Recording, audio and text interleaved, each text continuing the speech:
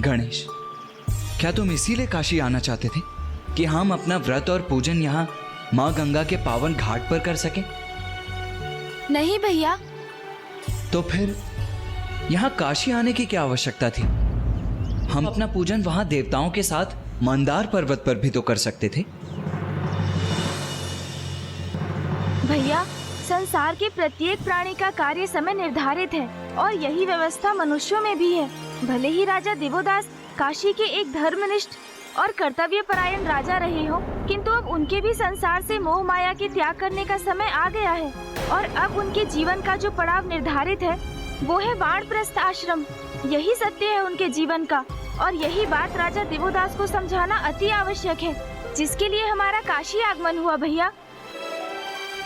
इसलिए हमारी पूजा का उचित स्थान है राजा दिवोदास का राजभवन। काशी नरेश राजा दिवोदास के राजभवन में? किंतु कैसे गणेश?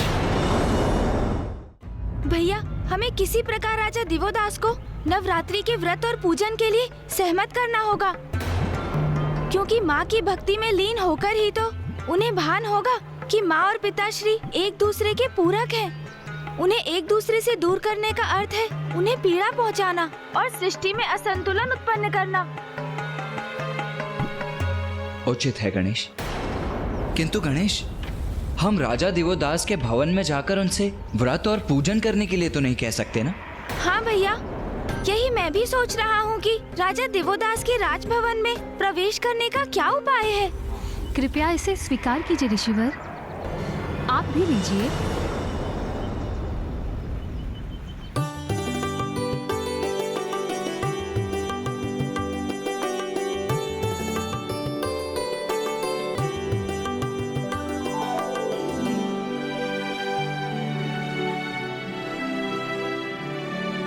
गणेश, वो स्त्री जो वहां दरिद्र ब्राह्मणों को फल और वस्त्र दान कर रही है, वो तो काशी की महारानी प्रतीत हो रही है।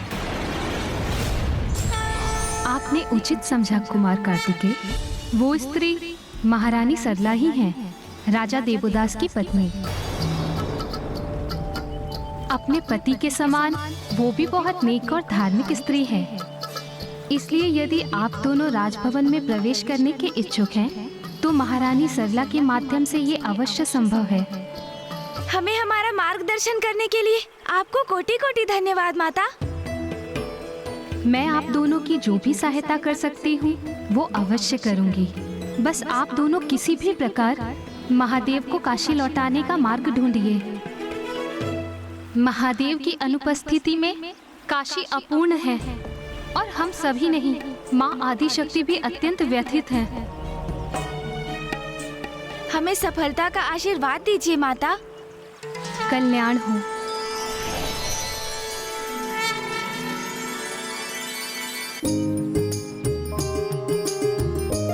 भैया, मुझे एक युक्ति सूझी है।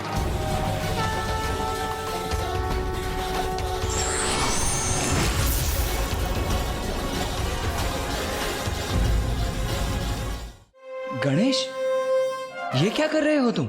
माँ के निर्देश का पालन भैया। बुद्धि और युक्ति का प्रयोग कर रहा हूँ मैं। चलिए, अब आप भी मेरे समान वस्त्र धारण कीजिए।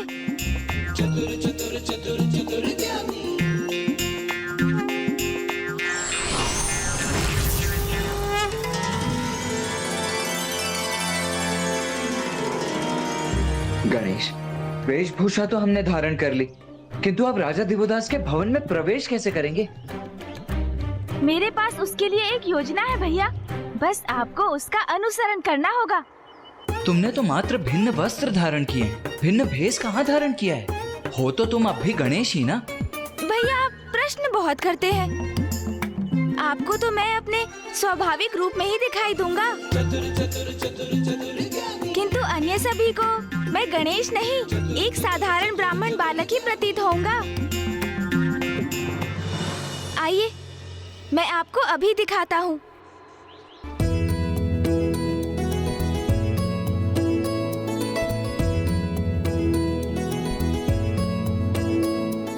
कल्याण हो माता।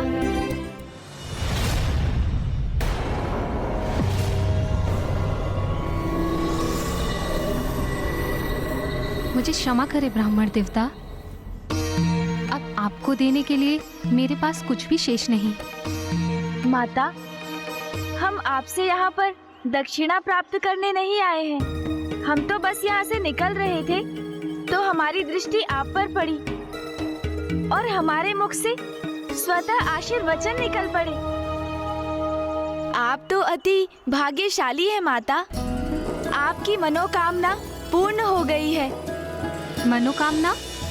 कौन सी मनोकामना प्रभु? बाल्यावस्था में नाग कन्या ने ब्रह्मदेव की प्रार्थना की। प्रभु ब्रह्मदेव, मेरे पिताश्री नागराज वासुकी जी मेरा विवाह किसी योग्य नागपुरुष से करवाने के इच्छुक हैं, किंतु मेरी इच्छा है कि जब मैं उचित आयु में पहुंचूं तो मैं किसी ऐसे पुरुष, किसी ऐसे मनुष्य के साथ विवाह करूं जो धर्मनिष्ठ हो और आपका परम भक्त हो। यदि आपके प्रति मेरी भक्ति सत्य है तो मुझे वरदान दीजिए कि मेरी मनोकामना पूर्ण हो। ब्रह्मदेव ने आपकी प्रार्थना स्वीकार कर ली और आपको वरदान दे दिया। तथास्तु। समय आने पर ब्रह्मदेव के दिए वरदान के अनुसार आपका विवाह राजा देवोदास जी से हो गया। आप तो अद्भुत हैं, ज्योतिष शास्त्र में निपुण हैं। जो घटना बचपन में घटित हुई, जिसे मैंने आज तक किसी से साझा नहीं किया, उसे आपने कितनी सरलता से ज्ञात कर लिया। जो सबसे अज्ञात है उसे भी ज्ञात कर लेते हैं मेरे अनुज भ्राता। ज्योतिष ज्ञान के प्रकांड विद्वान जो हैं। आप जैसे विद्वान के काशी आगमन से काशी धन्य हुई, किंतु आपका उचित सम्मान तो मैं राजभवन में ही कर सकती हूँ। आप हमारे साथ चले विप्रवर। मेरे पतिदेव को भी विद्वानों का स्वागत करने में बहुत आनंद का अनुभव होता है। कृपा कर हमें भी अपनी सेवा का अवसर दीजिए। अवश्य महारानी, हम आपका आतिथ्य स्वीकार करते हैं।